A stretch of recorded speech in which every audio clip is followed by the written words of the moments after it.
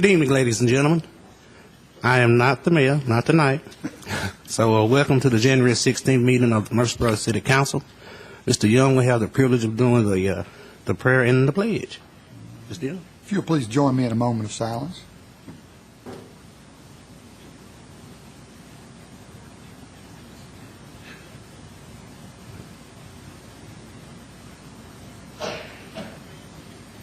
Amen.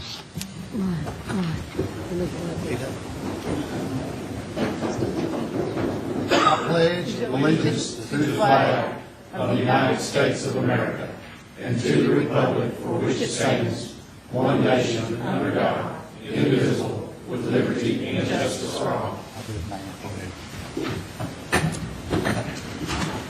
Vice Mayor, we've got some special guests with us tonight. I'd like to recognize Trey Gentry and his father from Troop 456 North Boulevard. We had a really good discussion about government the other day, and he's working on several merit badges, and I was really pleased to meet him, and I think our future's in good hands.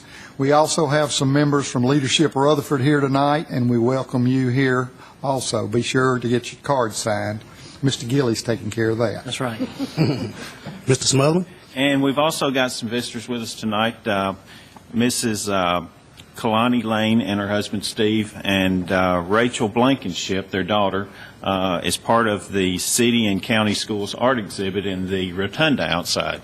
And they came to learn about how our government operates and see our city hall. And everybody's always welcome to come, and we're certainly delighted that they're here with us tonight. Thank you, Council Member. We have our consent agenda, Council members. Is there anything on the consent agenda that you have an issue with or you want to discuss?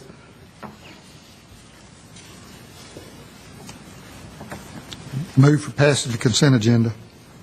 Second. Call the roll, Ms. Wright.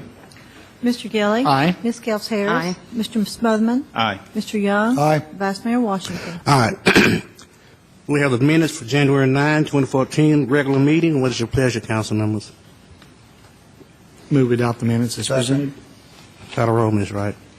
Mr. Gilly? Aye. Ms. Gels-Harris? Aye. Mr. Smotherman? Aye. Mr. Young? Aye. Vice Mayor Washington? All right. Third readings, but before we get into the first one, I'm going to ask Ms. McGannon to go over an amendment for the public. Yes, council members. Mr. Robert Holtz, the Assistant Director of the Building and Codes Department, is here.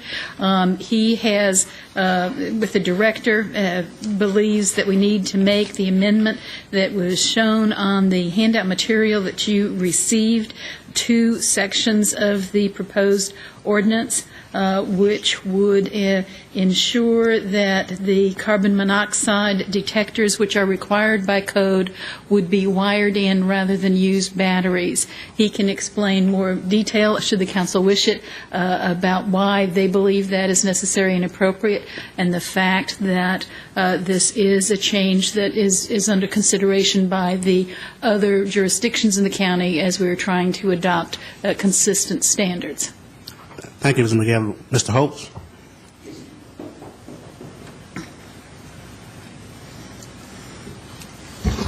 As Ms. McGannon said, we're recommending the required carbon monoxide detectors be hooked up to the building power supply system in lieu of just being operated with batteries.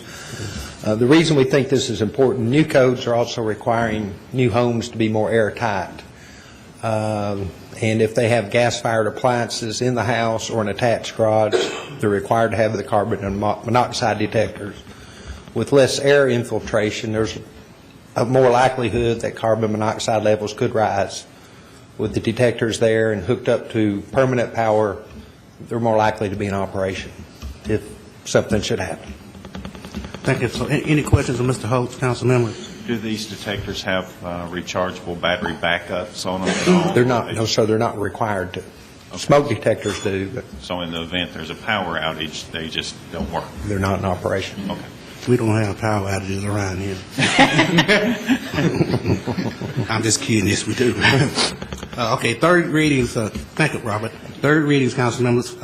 Consider for passage on third and final reading ordinance 13-0-59, amending Murfreesboro City Code Chapter 7, 11, 12, 15, 17, and 23 by adopting the 2012 International Building Code, 2012 International Residential Code, 2012 International Mechanical Code, 2009 International Energy and Conservation Code, ICCA 117.1-2009 Accessible and Usable Buildings and Facilities Code, 2008 National Electric Code, 2012 International Fire Code, 2000 International Fuel Gas Code, 2000 International Property Maintenance Code, 2000 International Plumbing Code, Standard Excavation and Grading Code, and certain proposed amendments to such codes and standards.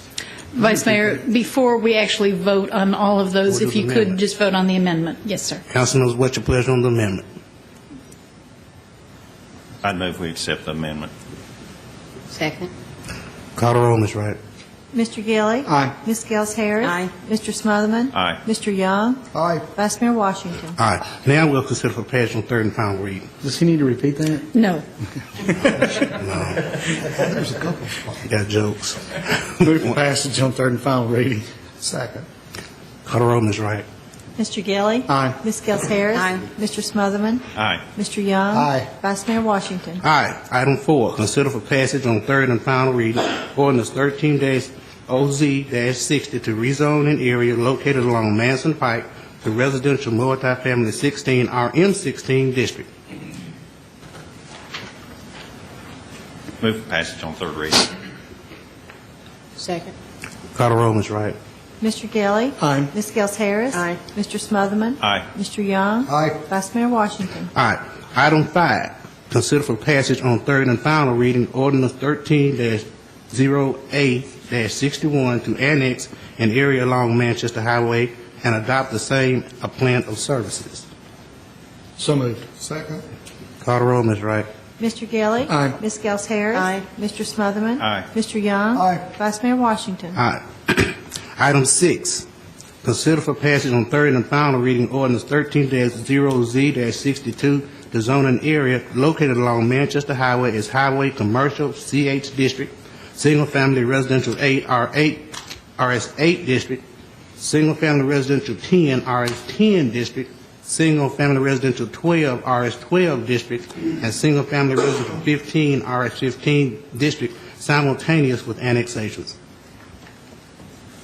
So moved. Second. Call the roll, Ms. Wright. Mr. Gilly. Aye. Ms. Gels Harris. Aye. Mr. Smotherman. Aye. Mr. Young. Aye. Vice Mayor Washington. Aye. Item 7, consider for passage on third and final reading ordinance 13-0A-63 to annex an area located along Salem Highway, east of Veterans Parkway, and to adopt for same a plan of services. Item 7. So moved. Second. Call the roll, Ms. Wright. Mr. Gilly. Aye. Ms. Gels Harris. Aye. Mr. Smotherman. Aye. Mr. Young. Aye. Vice Mayor Washington. Aye. Item 8, consider for passage on third and final reading ordinance 13-0Z-64 to zone an area located along New Salem Highway, east of Veterans Parkway, as Highway Commercial CH District simultaneous with annexation. So moved. Second. Call the roll, Ms. Wright. Mr. Gilly. Aye. Ms. Gels Harris. Aye. Mr. Smotherman. Aye. Mr. Young. Aye. Vice Mayor Washington. Aye. Item 9, consider for passage on third and final reading ordinance 13-0-66 to amend Murfreesboro City Code, Chapter 4, Alcohol, Sections 4-6 and 4-32 regarding alcohol sales and mixed-use MU district zoning. Item 9. So moved. Second. Call the roll, Ms. Wright. Mr. Gilly. Aye. Ms. Gels Harris. Aye. Mr. Smotherman. Aye. Mr. Young. Aye. Vice Mayor Washington. All right. These are first readings. Item 10, hear from the city attorney with regards to ordinance 14-0-02, the pension plan.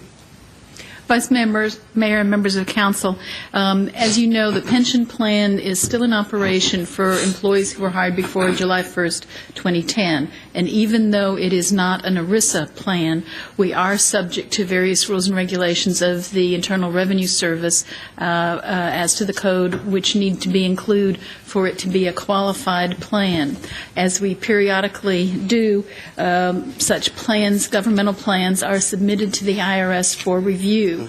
One such cycle is upon us, and we have worked with the pension plans consulting actuarial firm and their specialized lawyer to make sure we have all the requisite language to ensure that we should be approved when we submit it to the IRS. And so we are bringing to you tonight an ordinance which would substitute a pension plan document for the document we currently have in order to make those IRS indicated changes, as well as some other changes and updating as outlined in my cover memo to you. Those consist primarily of deleting the references to the ability of someone to repay funds they might have contributed back when employees were contributing, based on the fact that we stopped taking employee contributions into this document, not like the retirement program, but in this document in 1988. That was moot at this point. We also wanted to clarify that employees who receive long-term disability benefits and cease being an employee with the city have the ability, should they meet the experience requirements, to elect to take their pension at age 55 or 62, rather than having to wait to age 65, which is the case for employees who leave the city's employ for reasons other than long-term disability, and deleting references that are outdated after we moved the life insurance and disability provisions outside the pension plan. There were some other minor proofreading issues. We also tried to create a little more flexibility for the council by providing that the council could designate certain forms of compensation and certain forms of employment time as receiving pension credit without having to go through amendment of the ordinance each time. It places that authority with the council and gives you more flexibility. So that's what we're trying to do in the document. The submittal you got to me, I got to you electronically this afternoon, and hard copies are at your council table if you didn't have a chance to look at it, reflects some additional changes. We gave you the tracked version, and those reflect some document prep issues and wanting to make sure that we had full coordination with Human Resources and their practices. We had to get it to you to get on the agenda cycle before they'd had full opportunity. That has now occurred, and we believe that the substituted text that I have with electronically to you today and on the table tonight is the one we would like you to attach when you consider Ordinance 1402, which would provide the substitution. We anticipate that we will probably follow the same path as we did the last time we took the pension document to the IRS, and not bring it back to you for second and third reading until we've received it's in good shape from the IRS.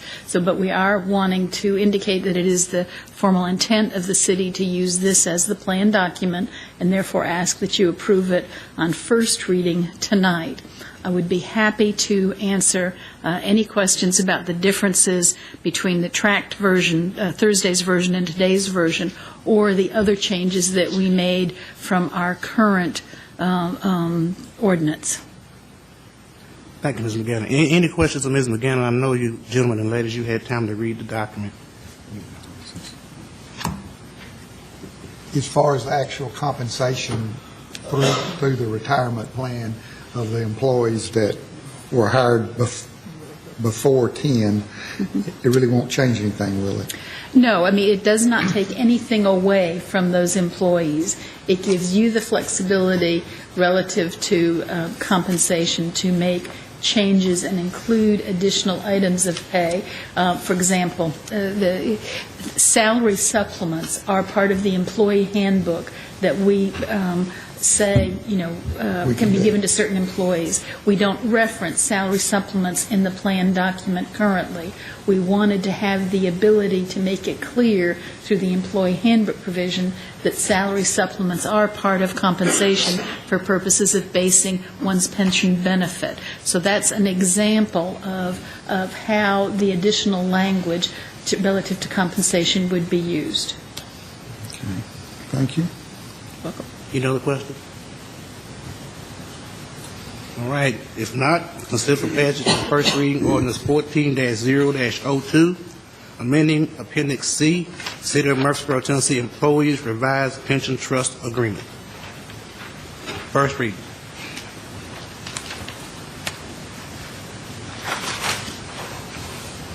Move for approval.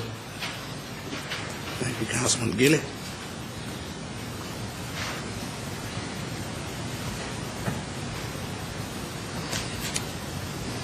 I'm going to go ahead and second this, but I will say that this is on first reading. I haven't read it through yet, and having not read through it, I am a bit hesitant to vote on it, but certainly, being as we do have 2 more opportunities to make any changes, I don't have a problem with it, so I'll go ahead and second the motion. Call the roll, Ms. Wright. Mr. Gilly? Aye. Ms. Gels Harris? Aye. Mr. Smotherman? Aye. Mr. Young? Aye. Vice Mayor Washington? All right. New business, item 11. Consider recommendations of the Planning Commission to schedule public hearings for annexation zoning CH along South Church Street, rezoning CF along Brinkley Road, PRD amendments in the Blackman Farms East Plan Development along Almond Knott Drive, PRD amendment in the Puckett Station Plan Development along Puckett Creek Crossing, PUD amendment in the Manson Pike Crossing PUD along Fentress Boulevard, PRD amendment in the Liberty Townhomes, PRD along Cherry Lane, and zoning ordinance amendment regarding definition for family. Mr. Adelot. Thank you, Vice Mayor Washington. During this regular meeting on January 8th of 2014, the Planning Commission conducted public hearings on all the items that you just read. After the public hearings, the Planning Commission recommended in favor of approving all of them. These need to be scheduled for public hearings. Although there were quite a number of public hearings that night, these items did not seem to draw a lot of people to the meeting. So I think these can all be dealt with in one meeting by the City Council as well. I would suggest February 13th. How does that meet with council members? Okay, February 13th is a motion. Couldn't we make it on the 14th? I move for Valentine's Day. Is it a motion? Yeah. You need a second? Second. Yeah. Call the roll, Ms. Wright. Mr. Gilly? Aye. Ms. Gels Harris? Aye. Mr. Smotherman? Aye. Mr. Young? Aye. Vice Mayor Washington? Aye. Thank you. Item 12, consider for adoption resolution 14-R-02 to approve Houston Galveston Area Council, a.k.a. HEAC BY, as a purchasing cooperative under the city's procurement code. Is that you, Mr. Lyon? We've frequently found purchasing co-ops that have an advantage to the city price-wise. The law requires that we bring each of those co-ops or purchasing cooperatives to you for approval. So we're asking for your approval on this, and the city then will be purchasing off of it. Mr. Lyons, does this co-op specialize in what particular trade or items? I think this was for some technology. Okay. Thank you. Any other questions of Mr. Lyon? What's your pleasure, council? Move for approval. Second the motion. Call the roll, Ms. Wright. Mr. Gilly? Aye. Ms. Gels Harris? Aye. Mr. Smotherman? Aye. Mr. Young? Aye. Vice Mayor Washington? Aye. I see we have some beer permits. Yes, we do. We have an amendment to a special event permit that you've already approved. The Discovery Center needs to change their event date from February 7th to March the 7th, but all the other details, the location are the same. And in addition to that, we have a permit request at the Miller Coliseum, the little club restaurant inside the Coliseum, for a beer permit. We have still pending the building codes inspections. We've gotten everything we need otherwise, and it meets the requirements to issue the permit once we get those codes approved. Thank you, Ms. Wright. Council members, what's your pleasure? Ms. Wright, is that the one in the new apartment complex that they're building? Is that The Miller Coliseum? Oh, I'm sorry, I misunderstood you. Yeah, it's the actual MTSU property. Okay, that's right. They're contracting out to have a beer permit for the little clubhouse inside the stadium. That's right. You want a motion? Mm-hmm. Move for approval. Second. Call the roll, Ms. Wright. Mr. Gilly? Aye. Ms. Gels Harris? Aye. Mr. Smotherman? Aye. Mr. Young? Aye. Vice Mayor Washington? All right, we have a new list of statements to pay. Councilman, you okay? I move we pay the bill. Okay. Second. Call the roll, Ms. Wright. Mr. Gilly? Aye. Ms. Gels Harris? Aye. Mr. Smotherman? Aye. Mr. Young? Aye. Vice Mayor Washington? All right, is there other business to come before the council? Yeah, I've got one item, and Mr. Crumley does as well. Tackle mine first. There's a housing rehab at 915 Crystal Bear Trail. The city opened bids on this. 4 bids were received, and the low bid was from James Brown in the amount of $2,823.80. Funding comes from the CDBG grant, and we would recommend your approval. You have any questions of Mr. Lyon, council members? If not, what's your pleasure? Move for approval. Second. Call the roll, Ms. Wright. Mr. Gilly? Aye. Ms. Gels Harris? Aye. Mr. Smotherman? Aye. Mr. Young? Aye. Vice Mayor Washington? All right, Thank you. Assistant City Manager Jim Crumley, you're up. Our elevators here in City Hall and at the Public Library are now 23 years old, and they are becoming less and less serviceable. Parts are becoming difficult to find. In fact, some of the replacement parts have had to be machined custom in local machine shops. We have for you tonight approval, if you will, of the repair and replacement of the parts inside those machines. It's not actually a replacement of the elevator car, it's the rebuilding from top to bottom of that elevator. We found a purchasing co-op that offers discounts with Cone, the company that services our current elevators, that has given us a price break. However, it is still relatively expensive. $60,000 per elevator car. There are 3 cars in City Hall. There's 1 car at the Public Library. In your 2014 budget, you propose to cover the 3 City Hall elevators. In the bond issue that's forthcoming, we put cash dollars into the parking garage budget to handle the elevator to the Public Library that is shared in expense with the county. We recommend your approval of this. The elevators continue to strand people from time to time. They're not going to get better until we get them repaired and replaced. Okay. Any questions of Assistant City Manager Mr. Jim Crumley? Total contract price is $240,000, $60,000 per elevator. We're in the wrong business, aren't we?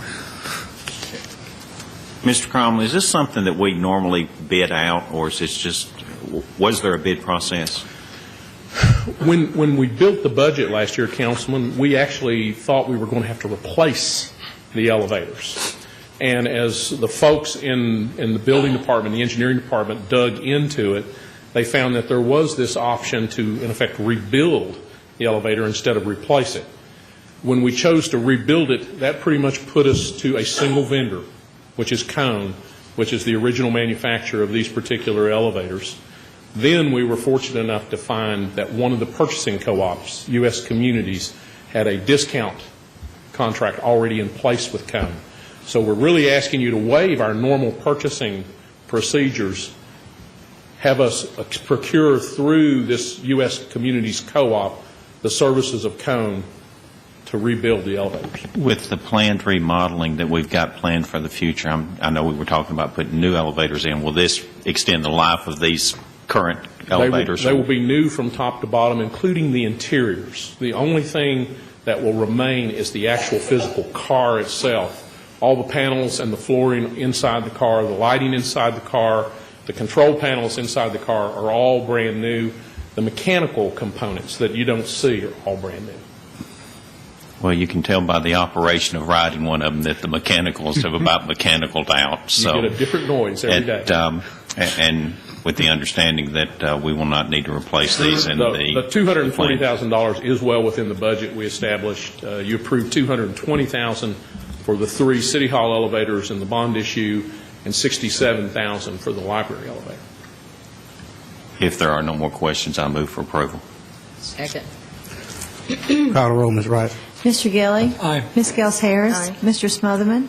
Aye. Mr. Young. Aye. Vice Mayor Washington. I have no board and commission appointments, so we don't have any. Are there any announcements? I have a couple.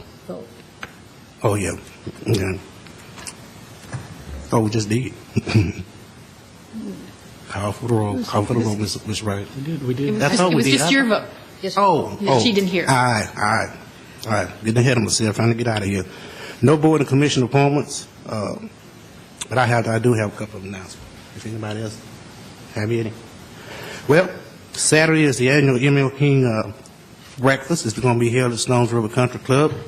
Ms. Forrest Smith at 896-1897 is the contact person if you're wishing to go. It's a wonderful event.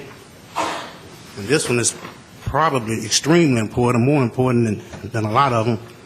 This is from Mr. Dana Richardson. A public informational meeting will be held on Tuesday, February the 4th, 2014, for the Broad and Memorial Intersection Improvement Project from 5:30 to 7:30 p.m. at City Hall.